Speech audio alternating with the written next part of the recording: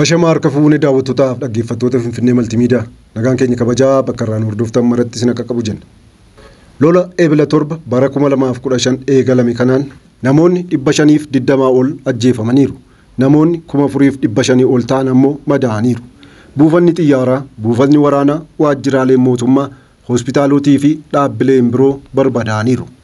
Namoonni 100,000 lakkaa'aman gara biyyoota ollaatti baqataniiru. Kumaatamni hedduunis qe'ee isaanii irraa buqqa'aniiru. Mootummoonni lammiilee isaanii 100,000 lakkaa'aman Sudaan keessaa baasaniiru. Akkam jirtu hordoftoota Finfinnee Maltiimiidiyaa.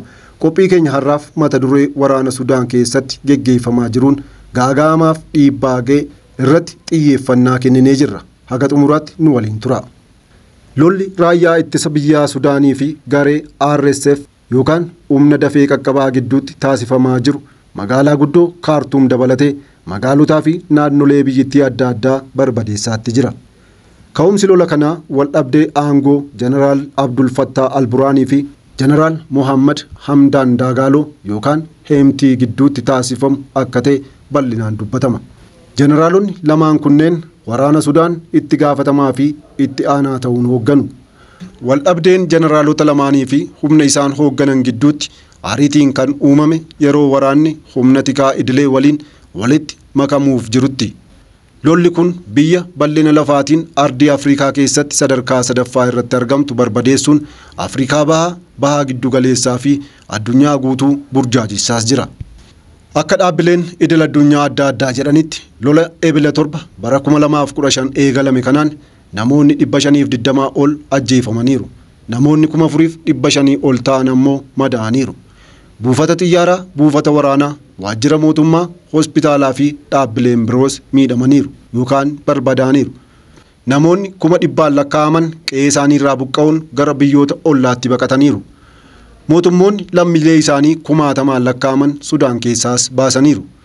Walwaraansa Sudaan keessatti taasifamaa jiru tasgabbeessuudhaaf waliigalteen dhukaasa dhaabuu sa'aatii 72f taasifamus humnoonni wal waraanaa jiran guutummaa guututti lola akka dhaaban amansiisuuf carraaqqii fi dhiibbaan taasifamu itti fufees jira.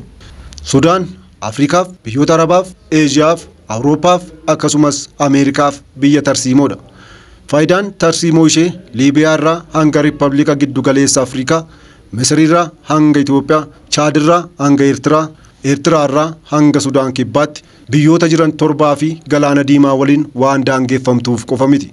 Biyyoonni ollaa ishee jiran hundi rakkoo keessa kan jiran ta'uu isaati.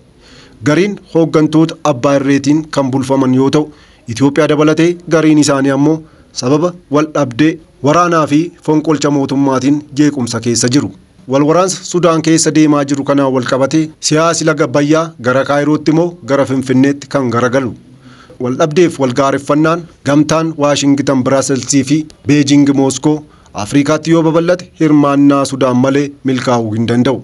Sudaan biyya Arabaa lammiilee hidda dhaloota gurraacha Afrikaa wal makaa qabdu hundeessituu fi miseensa dhaabbilee akka Liigii Arabaa fi jaarmiyaalee Arabaa adda addaa dhaabbilee Afrikaa kanneen akka Gamtaa Afrikaa, Igaadiif kanneen biroos hundeessituu fi miseensadha. Akkasumas Sudaan Galaana Diimaa kan daangessitu yoo ta'u, geejjibni meeshaalee sochii waraanaa sochii shororkeessitootaa fi saamtota galaanaa to'achuu fi injifachuuf baay'ee barbaachistuudha. Sababoota kanaa fi kan birootiin lolli Sudaan keessatti geggeeffamaa jiru biyyoota ollaa ishee Arabootaa fi biyyoota addunyaas yaaddessaa jira. Egaan hordoftootaaf dhaggeeffattoota Finfinnee Maltiimiidiyaa walwaraansa Sudaan keessa deemaa jiru waliin walqabatee taateewwan jiran akkasitti qindeessee kan isin biraan ga'e ana Daana Tasfaayeti. Waan hordoftaniif guddaa galatooma. Chaanaalii YouTube Finfinnee Maltiimiidiyaa like, share, subscribe godha. Finfinnee Maltiimiidiyaa madda seenaaf odeeffannooti.